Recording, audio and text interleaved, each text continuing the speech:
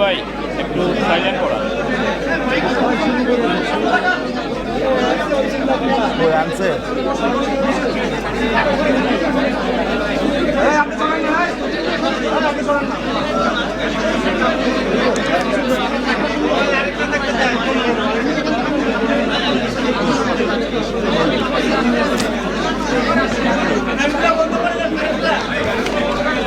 পড়ছে কি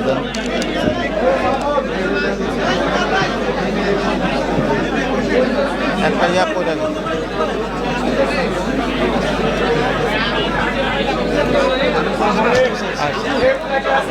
ঠিক আছে এখন এখন মনে হয় কথা বন্ধ করেন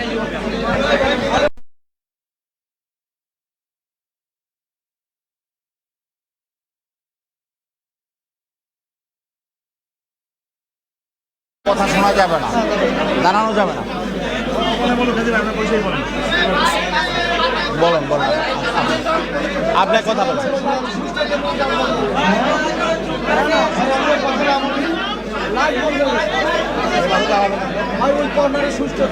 আপনারা বসেন একটু মেহরবানি করে একটু সবাই চুপ করলে সমস্যাটা কি আছে আমরা সমাধান করতে পারবো। একটা আওয়াজ করেন, একটু মেহরবানি করে চুপ করুন সবাই। একটু মেহরবানি করে চুপ করেন ভাই, পিছনে কি সমস্যা?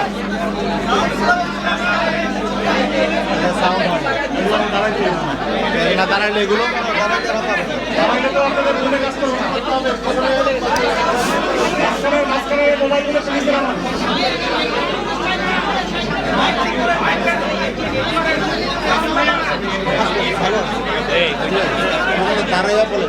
দাঁড়ায় বলে সমস্যা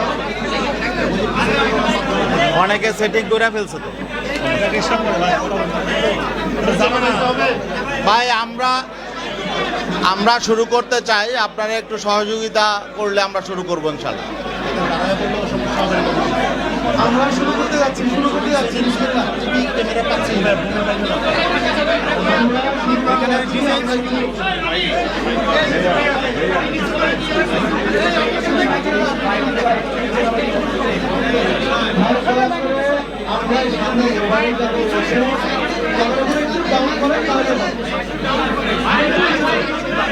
মাসুদ ভাই শুরু করে দেন।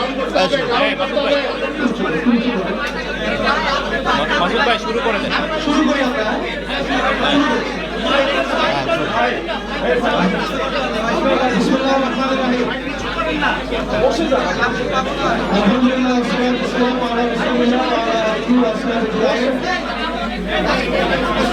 সাংবাদিক বন্ধুরা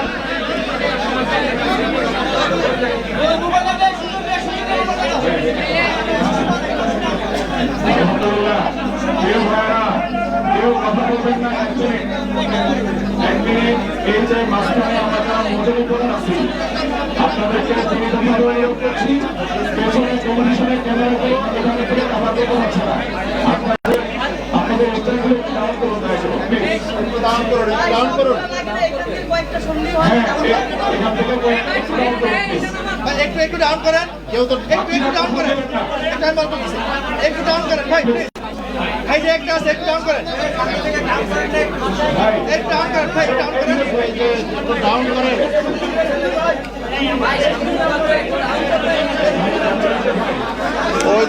ওই যে পেছনে। এই ওটা বারণ করো। ওটা ওটা।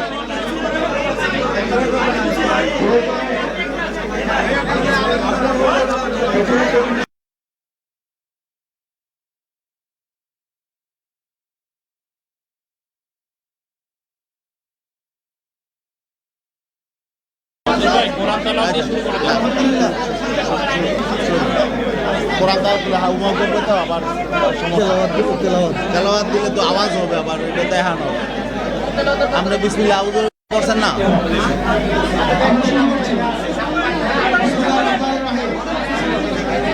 আলহামদুলিল্লাহ ওয়াসসালাতু ওয়াসসালামু আলা রাসূলিল্লাহ ওয়া আলা আলিহি ওয়া আসহাবিহি আজমাইন।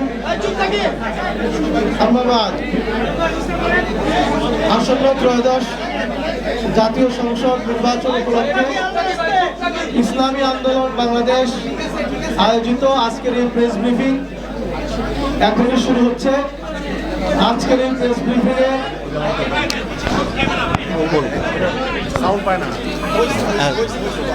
এত ডিস্টার্ব করে আজকের সাউন্ড নট হয়ে ভাই আজকের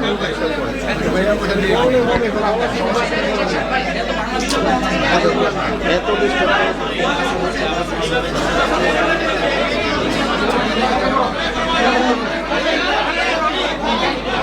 আজকের প্রেস ব্রিফিংয়ে সাউন্ডটা ঠিক করেন। আমাদের সামনে বক্তব্য উপস্থাপন করবেন ইসলামী আন্দোলন বাংলাদেশের মোহতারাম যুগ্ম মহাসচিব, দলের মুখপাত্র জননেতা মাওলানা গাজী আতাউর রহমান।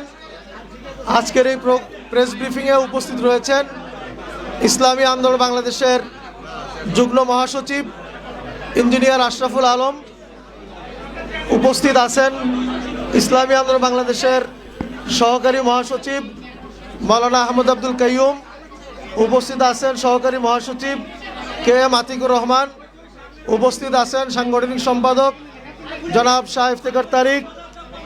উপস্থিত আছেন কেন্দ্রীয় দপ্তর সম্পাদক মাওলানা লোকমান হোসেন জাফরি। উপস্থিত আছেন ইসলামী আন্দোলন বাংলাদেশের কেন্দ্রীয় প্রচার ও দাওয়া বিষয়ক সম্পাদক শেখ ফজলুল করিম মারুফ। উপস্থিত আছেন ইসলামী আন্দোলন বাংলাদেশের কেন্দ্রীয় নেতৃবৃন্দ। আজকের এই প্রেস ব্রিফিংয়ে এখন আপনাদের সামনে আমাদের সামনে ইসলামী আন্দোলন বাংলাদেশের সার্বিক বিষয়ে প্রেস ব্রিফিং করছেন ইসলামী আন্দোলন বাংলাদেশের সম্মানিত যুগ্ম মহাসচিব এবং দলের মুখপাত্র জননেতা মাওলানা গাজী আতাউর রহমান।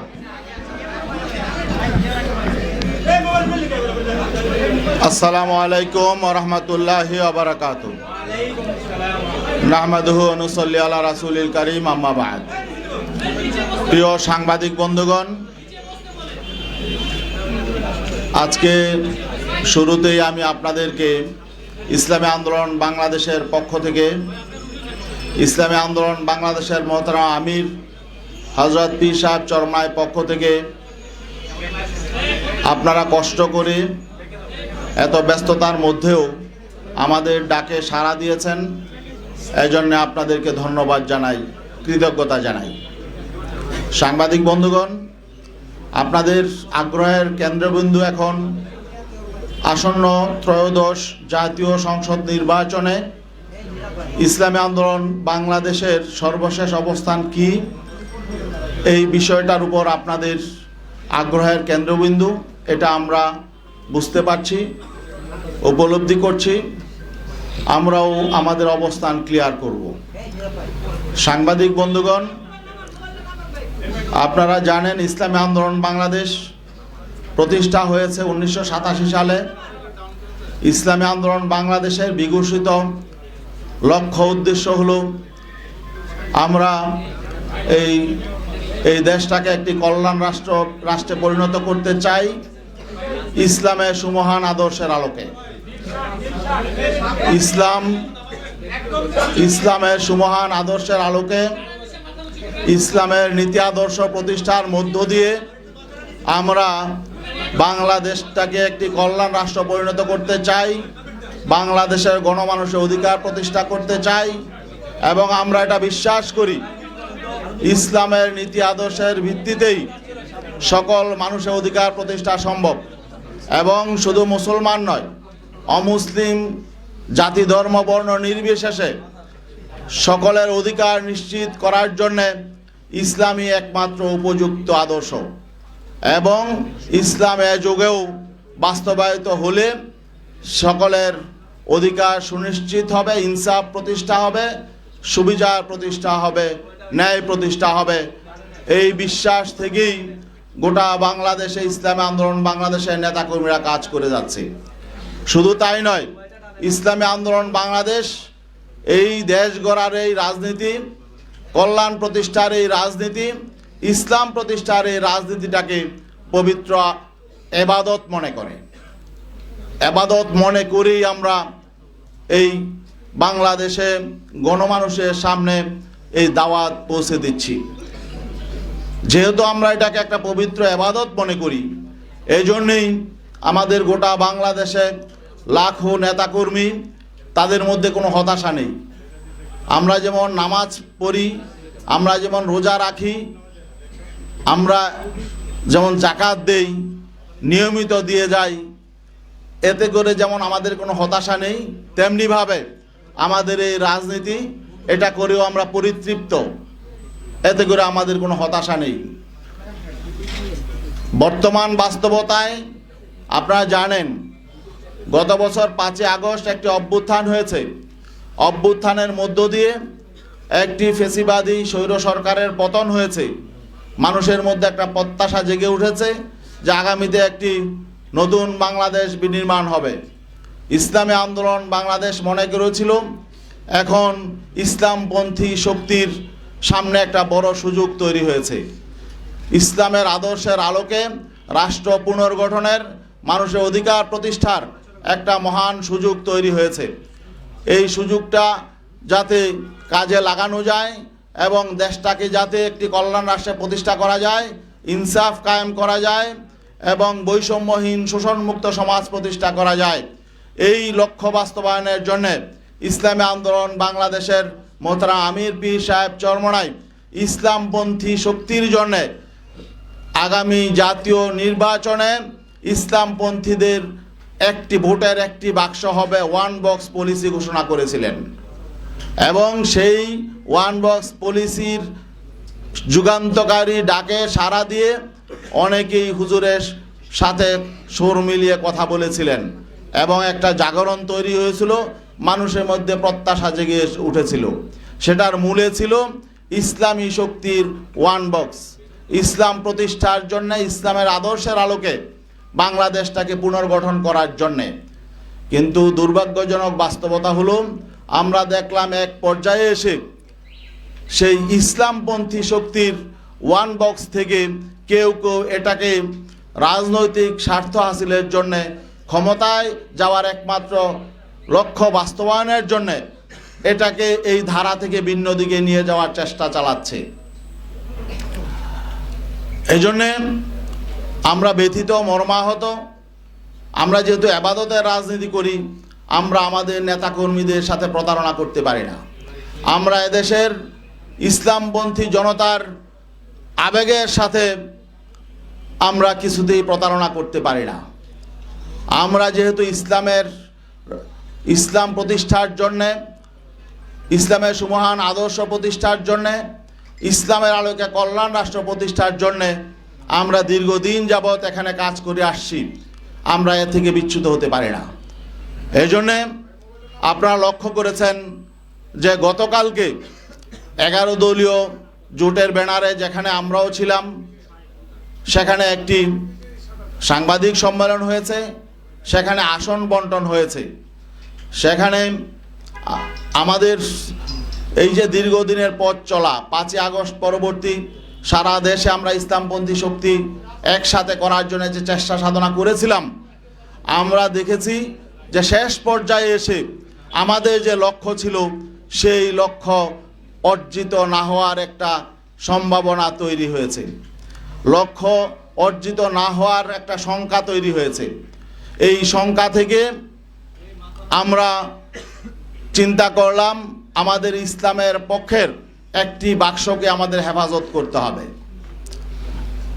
এই জন্যে ইসলামী আন্দোলন বাংলাদেশ, যদিও আমরা জানি সামনে আমাদের পথ চলা হয়তো মসৃণ নাও হতে পারে, কারণ আমরা ক্ষমতার রাজনীতি আমরা সেভাবে করি না। আমাদের মূল লক্ষ্য ইসলাম, ইসলামকে আমরা আগে রাখি, আমাদের আমরা নীতি আদর্শের রাজনীতি করি। আর এখানে আমরা দেখছি যে নীতি আদর্শের প্রশ্নে, রাজনৈতিক প্রশ্নে, ইনসাফের প্রশ্নে আমরা বৈরিতার শিকার হয়েছি। সেই জন্যে আমরা আজকে আপনাদের সামনে ঘোষণা দিতে বাধ্য হচ্ছি যে ইসলামী আন্দোলন বাংলাদেশ আসন্ন ত্রয়োদশ জাতীয় সংসদ নির্বাচনে যে 270টি আসনে মনোনয়নপত্র সাবমিট করেছে, এর মধ্যে আপিলে 2 জন বাতিল হয়েছে, বাকি 268 জন সংসদ সদস্য প্রার্থী এখনো পর্যন্ত মাঠে কাজ করছেন। আমরা তাদেরকে নির্দেশনা দিয়ে দিয়েছি, তারা নির্বাচনের প্রতিদ্বন্দ্বিতা করবেন, একজনও তারা মনোনয়নপত্র প্রত্যাহার করবেন না।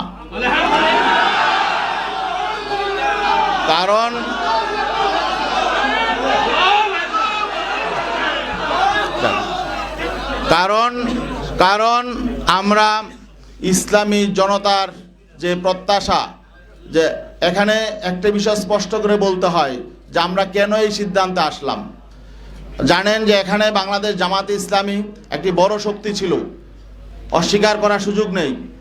তাদের শক্তি সামর্থ্য অনেক বেশি, ঠিক আছে, কিন্তু আমরা আদর্শিকভাবে, নৈতিকভাবে আমরা কারো চেয়ে দুর্বল নই।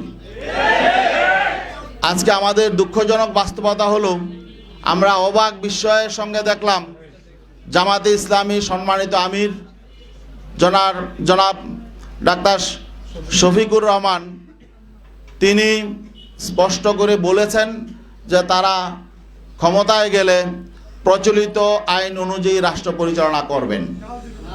এবং তিনি যে খ্রিস্টান সম্প্রদায়ের প্রতিনিধির সঙ্গে কথা বলছিলেন, সেই খ্রিস্টান সম্প্রদায়ের একজন সম্মানিত নারী, তিনি স্পষ্ট করে বলেছেন যে আমরা আশ্বস্ত হয়েছি যে জামাতের আমির শরিয়া আইন প্রতিষ্ঠা করবেন না, এই ওয়াদা তিনি করেছেন, এই জন্য আমরা আশ্বস্ত হয়েছি।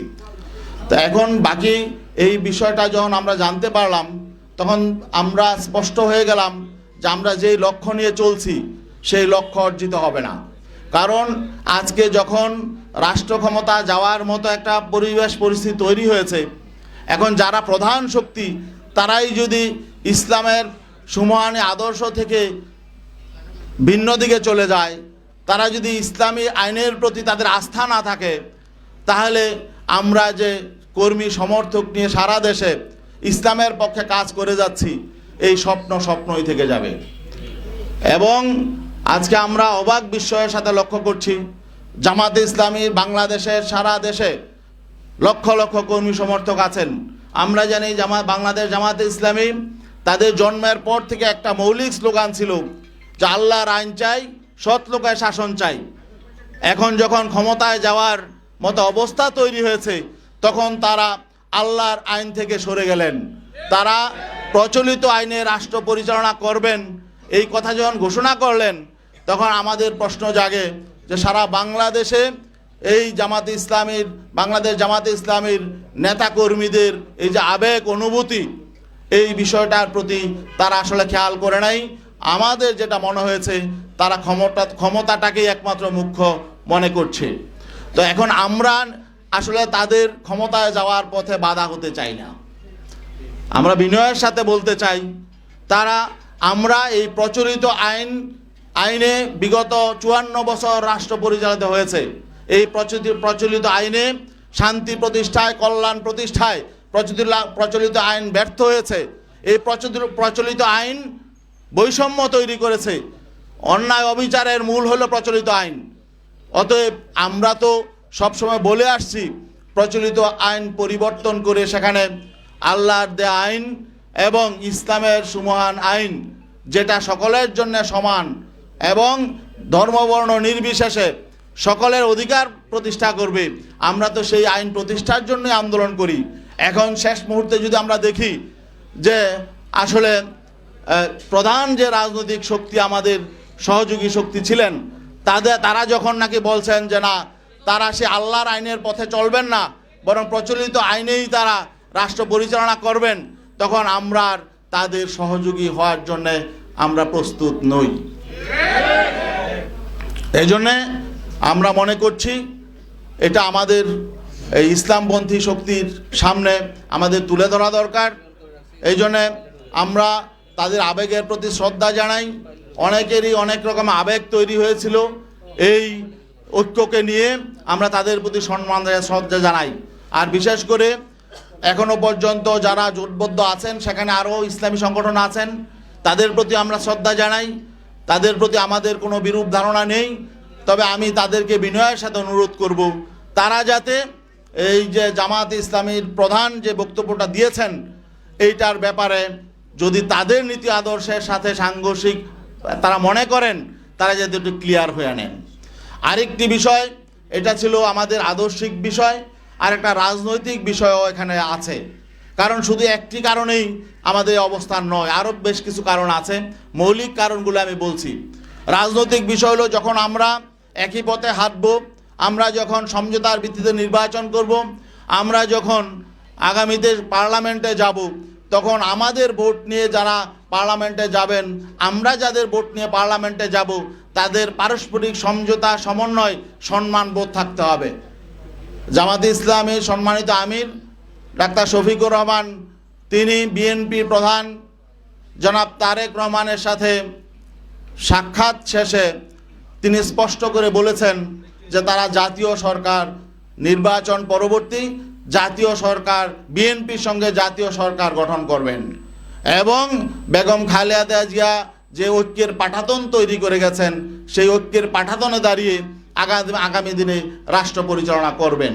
এখন আমাদের প্রশ্ন হলো, এই যে তিনি একটি অ্যালায়েন্সে আছেন, একটি সমঝোতায় আছেন, এটা একটি মৌলিক প্রশ্ন, আগামীতে জাতীয় সরকার হবে নাকি কোন সরকার হবে, এটা একটা মৌলিক প্রশ্ন।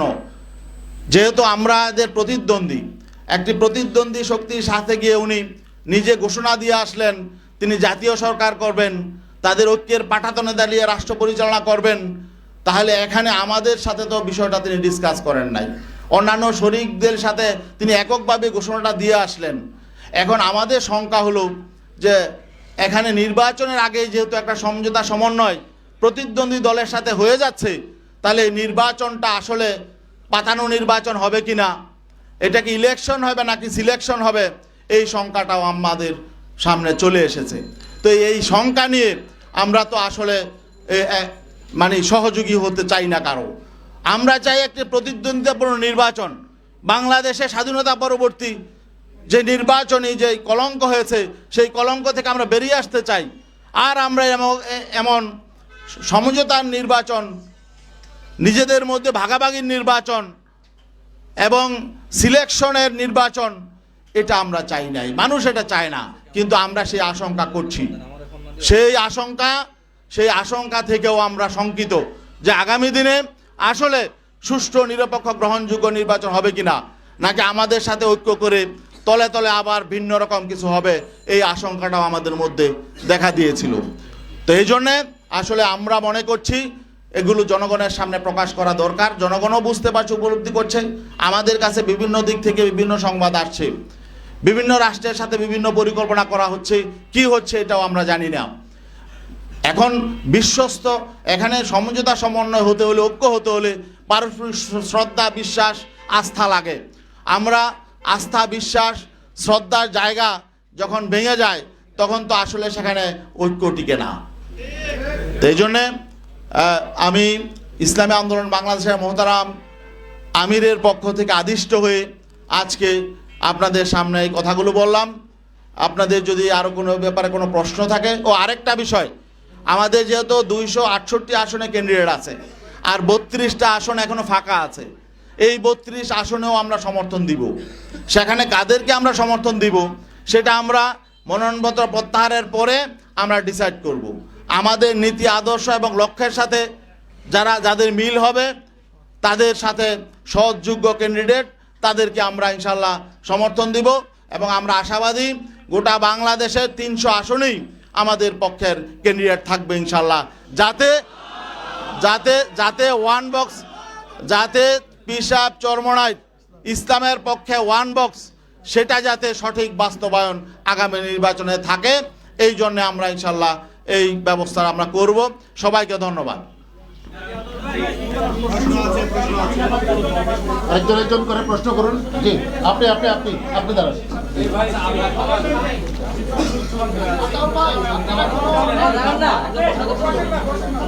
হ্যাঁ, একজন করে। জি, শরিয়া আইন আপনারা বাস্তবায়ন করতে চান, যেটা জামাতের সাথে সাংঘর্ষিক, তারা অবস্থান থেকে সরে গেছে। আপনারা শরিয়া আইন পারদর্শীভাবে বাস্তবায়ন করতে চান, যদি শোনেন, আমাদের কথা হলো আমরা চেষ্টা চালাবো, চেষ্টা করা আমাদের দায়িত্ব। আমরা যদি চেষ্টা না করি, আগে যদি নিয়তই গলত থাকে, আর এখানে তো আমরা ইসলামী আন্দোলন করেছি ইসলাম প্রতিষ্ঠার জন্যে। এখন ইসলাম যদি আমাদের কাছেই মনে হয় যে এটা অচল, তাহলে সেটা নিয়ে আমরা কেন আগাবো? তাহলে তো সেকুলার রাজনীতি করাই ভালো।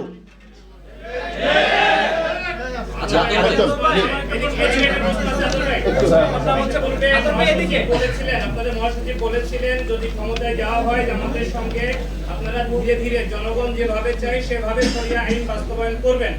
আপনি এখন যেটা বললেন আগের দিন জামাতে আমিরের বক্তব্যের পরে জামাতের পক্ষ থেকে ওটা ক্লারিফাই করা হয়েছে যে ক্ষমতায় যাওয়ার পরে সঙ্গে সঙ্গে শরিয়া আইন বাস্তবায়ন হবে না, ধীরে ধীরে জনগণের চাওয়ার আপনাদের মহাসচিবের বক্তব্য।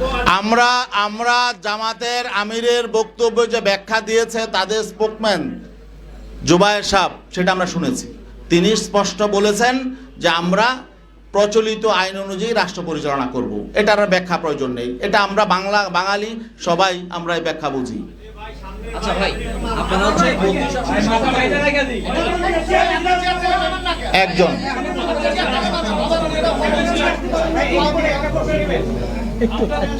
আপনারা যে নীতিগত আদর্শের কথা বলছেন, এর বাইরে কি আসন সমঝোতা নিয়ে কোনো আলোচনা ছিল? শেষ পর্যন্ত আপনারা বিভিন্নভাবে আসন সমঝোতা করছেন, কি বলবেন? শোনেন, আসন এখানে কম বেশি হতেই পারে, তবে এখানে আমাদের আত্মসম্মান বোধে লেগেছে, এটাও একটু বলা প্রয়োজন। আসন সমঝোতায় সর্বপ্রথম আলোচনা শুরু হয়েছে 2 আমিরের, ডিসেম্বরের 9 তারিখ আমিরে জামাত এবং আমাদের ইসলামী আন্দোলনের আমির পীর সাহেব চরমনাই 2 জন একান্তে বসেছিলেন। যেহেতু আপনি প্রশ্নটা করেছেন, এটা আসতে হয়, আমি এদিকে যেতে চাই নাই। প্রথম দিনই তিনি ইনসাল্ট করেছেন। আপনারা জানেন বিভিন্ন জরিপ প্রকাশ হয়। 9 ডিসেম্বর যেদিন তারা 2 জন বসেছিলেন, সেদিন প্রথম আলোতে একটা জরিপ প্রকাশ হয়েছিল। সেই জরিপ আপনারা দেখেছেন। সেই জরিপে প্রকাশ হয়েছিল যে বিএনপিকে চায় 65% মানুষ, জামাতে ইসলামকে চায় 25% মানুষ, আর সেখানে ইসলামী আন্দোলনেরও ছিল একটা, সেটা হলো 0.1% মানুষ। ঠিক আছে, ওই দিন বসার পরে আলোচনা শুরুতেই জামাতের আমির মোহতারাম তিনি আমাদের আমিরকে বললেন যে এই যে এই একটা প্রথম আলোতে একটা জরিপ এসেছে দেখেন। তাহলে এটার অর্থ কি? এটার অর্থ হলো যে তাকে ইনসাল্ট করা, যে আপনাদের তো কোনো পয়েন্টই নাই, মানে জনমতে আপনাদের কোনো কি নাই, কোনো 1%ও নাই। 0.1 মানে 1%-এর শতভাগের 1 ভাগ। তো এটা হলো উনি ইনসাল্ট করে শুরু করেছে যাত্রা। সেদিনই মোহতা আমির আমাদেরকে বলেছেন যে তাদের কিন্তু মতলব ভালো নয়, তারা হয়তো আমাদেরকে সাথে বেইনসাফি করবে, কারণ তিনি আমাকে এই জরিপের কথা কেন আনলেন সেখানে। পরে আমরা দেখলাম শেষ পর্যন্ত তারাই জরিপের মধ্যেই ছিল। এবং সর্বশেষ মিটিং যখন আমার সঙ্গে হয়, ডক্টর আব্দুল্লাহ মোহাম্মদ তাহের সাহেব তিনিও বললেন যে আপনাদেরকে অনেক আসন দেওয়া হয়ে গেছে, জরিপে তো আপনাদের এত নাই। তখন তিনি আমার দেশের একটা জরিপের কথা সেদিন আনলেন। আপনারা জানেন আমার দেশেও একটা জরিপ প্রকাশ হয়েছিল এবং সেটা হয়তো তারাই করেছে। যাই হোক, জরিপ কারা করে এটা আপনারাও জানেন। এগুলো পেইড এজেন্সি থাকে, এনজিও থাকে, টাকা দিয়া করা হয়। যাই হোক, তো এখানে ওই জরিপের ফলাফলটা রেজাল্টটা কী ছিল, যে সেখানে বিএনপিকে চায় 34% মানুষ, জামাতকে চায় 33% মানুষ, এনসিপিকে চায় 7% আর ইসলামী আন্দোলনকে চায় হলো 3% মানুষ। আচ্ছা বলেন দেখি, জামাতকে যদি 33% মানুষ চায়, এনসিপিকে যদি 7% মানুষ চায়, তো 40% হয়ে যায়। আর বিএনপি চায় 34%, বিএনপিকে চায়, তাহলে তো বিএনপির থেকেও এখন যদি এনসিপি তাদের সঙ্গে আছে, বিএনপির চেয়ে 6% ভোট তাদের বেড়ে গেছে। এখন তাহলে আমাদের কি আর এখানে অবস্থান থাকে? এখন তখন যখন তারা বলে জরিপে তো তা আসলে আপনাদের তেমন অবস্থান নেই, তা এখন তাহলে বোঝা গেল যে তারা যে আসন দিয়েছে এটা অনুগ্রহ করে দিয়েছে। তা আমরা তো কারো অনুগ্রহের পাত্র হয়ে রাজনীতি করতে চাই না। জি, এখন বলেন।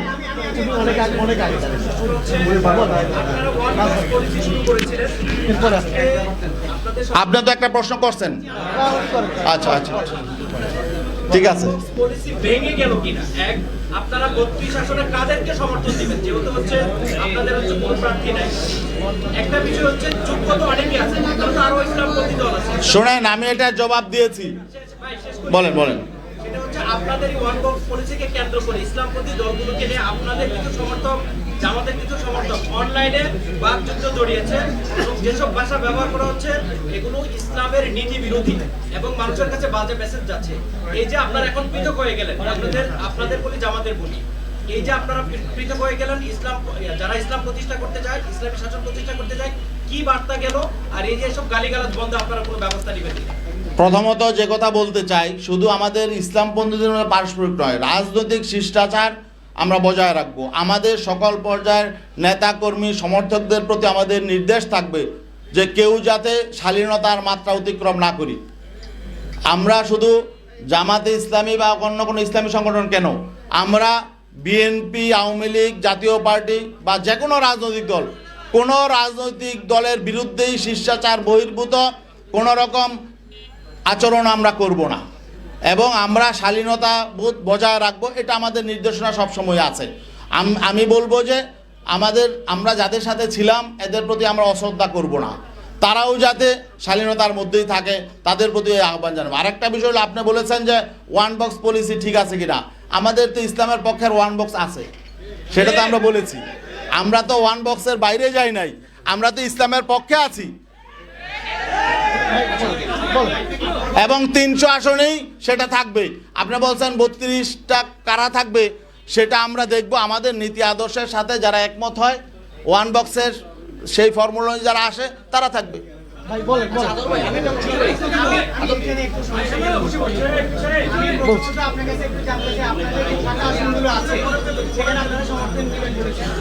ওই আসনগুলোতে যদি জামায়াতের প্রার্থী যদি কোয়ালিফাই হয় তাহলে আপনাকে তাকে সমর্থন করবেন। এক আর দ্বিতীয়ত হচ্ছে যে এখানে ধরেন ইসলামী কোনো প্রার্থী না থেকে অন্য একটা দলের থেকে আমি আমার কথা বলেছি যে আমাদের নীতি আদর্শের সাথে যাদের সঙ্গতি থাকবে এবং আমাদের ওয়ান বক্স পলিসির পক্ষে যারা থাকবে তাদেরকে দিব।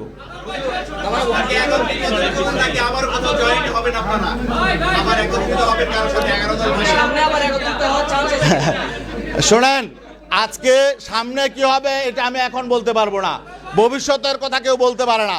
আজকে পর্যন্ত আমাদের এটা অবস্থান।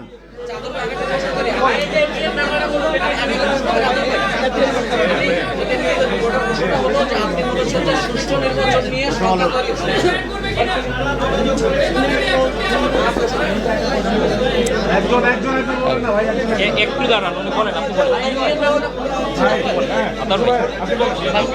আপনি সুষ্ঠু নির্বাচনের কথা বলেছেন, সুষ্ঠু নির্বাচন নিয়ে সংখ্যা তৈরি হয়েছে হ্যাঁ সেটা কি ধরনের সংখ্যা? না না আমরা ভাবছি একটা পাতানো নির্বাচন হতে পারে, এই সংখ্যাটা আমাদের আছে, সেটাতে আমি শুরুতেই বলেছি।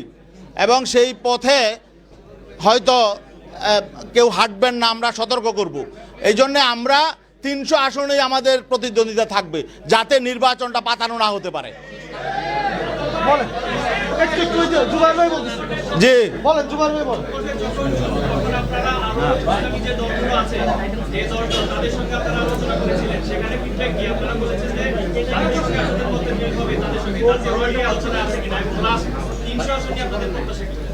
শোনেন, 300 আসনের ব্যাপারে তো আমি বলেছি 300 আসনে আমাদের প্রার্থী থাকবে এক। আর আমাদের যারা সহযোগী ছিলেন সমমনা, তাদের কাছে আমরা বলেছি এবং আজকে আরও ক্লিয়ার করে দিলাম, তারা যদি ইসলামের পক্ষে ওয়ান বক্সে তারা যদি চায় তাহলে আমাদের সাথে তারা আসতে পারে, দরজা খোলা আছে। আর তারা এবং আমি একটা কথাও বলেছি, তারা জামাতকেও প্রশ্ন করতে পারে, যে তাদের এই নীতিগত অবস্থান নিয়ে প্রশ্ন করতে পারে। আতাউর ভাই, আপনারা প্রচলিত আইন নিয়ে জামাতকে প্রশ্ন তুলেছেন যে ওই যে আলোচনার পরে খ্রিস্টান একটা প্রতিনিধিদের, আপনারা দেশের প্রচলিত আইন মানেন কিনা? না শোনেন, একটা হলো যে মানতে বাধ্য হওয়া। দেখেন, আমরা অনেক কালাকানুনও কিন্তু মানতে বাধ্য হয়েছি, কিন্তু এগুলো আবার পরিবর্তন হয়েছে, তাই না? তা আমরা তো অনেক আইন মানতে বাধ্য, বাংলাদেশের নাগরিক হিসাবে সংবিধান মানতে বাধ্য, কিন্তু সংবিধানে কিছু অসঙ্গতি থাকে, বৈষম্যমূলক কিছু আইন থাকে, নিপীড়নমূলক কিছু আইন থাকে, এগুলো তো পরিবর্তনের সুযোগ থাকে, তাই না? অতএব আমাদের যদি শক্তি সামর্থ্য থাকে তাহলে আমরা এগুলো পরিবর্তন করব, সেটা নিয়মতান্ত্রিক উপায়ে।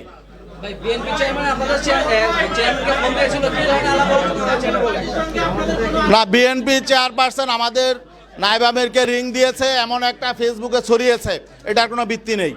জাতীয় পার্টির সাথে আপনাদের কি সমঝোতা হওয়ার সম্ভাবনা আছে কিনা? যেহেতু জাতীয় পার্টি না, কোনো সম্ভাবনা নাই। আচ্ছা, ধন্যবাদ।